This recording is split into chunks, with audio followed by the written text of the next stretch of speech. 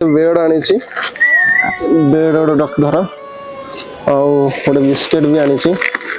देव खायापी किसी पैसा दौची धर धर। अच्छा मो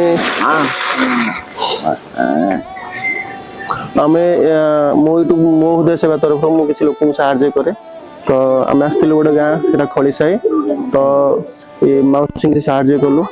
आपण मन भल लगे आम चैनल को सब्सक्राइब लाइक और शेयर करेंगे रोचे जय जगन्नाथ। चलो गोटे गाँ को गाँ ना कौन थी खड़ी साई आम खड़ी साई गोटे जन मौसी संग कथा अबे मौसी पाखक आईचु 80 वर्षर वृद्धा मौसी जड़े ये कथबार्ता किसी कही पारना झील किसी कथा शुणा सी कौन कहते झील सी। अच्छा भौणी आपण माँ तो निज माँ ना। अच्छा मौसी के पड़े एमती शोक रोचे खाया पी आप जहाँ दौरान से खाऊ केमती चलुं आपणकर किए बापा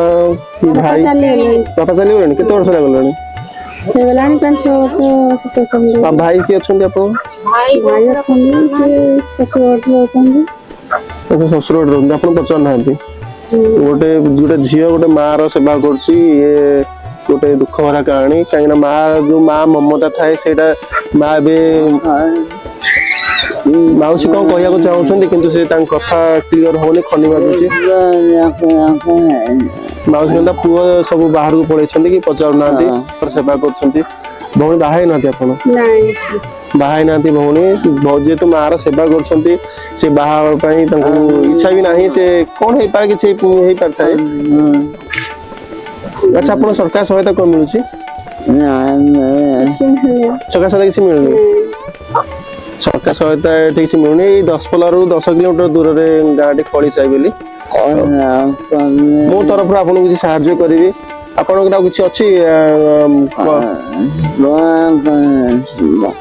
मौसी किसी कहना चाहते कि कथा भयस जना पड़नी कथा कही पारे तो कथा कहते चेता उड़ी गले से दिन कथा कही पार 2 वर्ष पड़ी ना 2 वर्ष सेवा से कर बयस हो शीत दिन जेहतु अधिक शीत होमें तो किसी आणीनु भावुली किसी कमल फमल आनी बोली तो मो सुजोग मिललानी कि आनी पाइले मुझे किसी पैसा साहाଯ୍य करी मौसी किसी खाए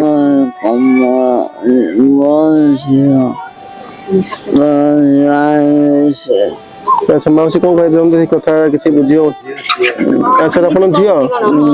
अच्छा आप झी आप झी बोले आप सेवा करुँच झी आप भल मंद बुझुची हाँ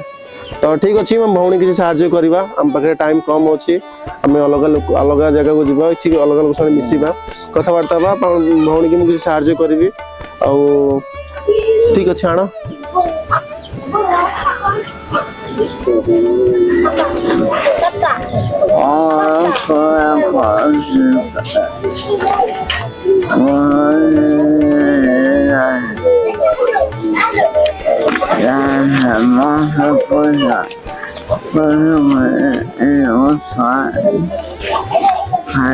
देखिए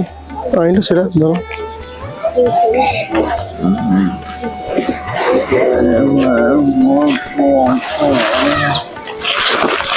मौसी गोटे बेड आनी बेड गोटे धर गोटे बिस्किट भी आनी देव खायापी किसी पैसा दौची धर धर।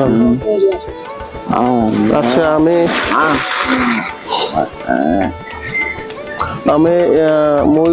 हृदय सेवा तरफ मुझे लोक साहाଯ୍य करे तो आम आसलु गोटे गाँ से खड़ी साई तो ये मौसी से साहाଯ୍य कलु आपण मन भल लगे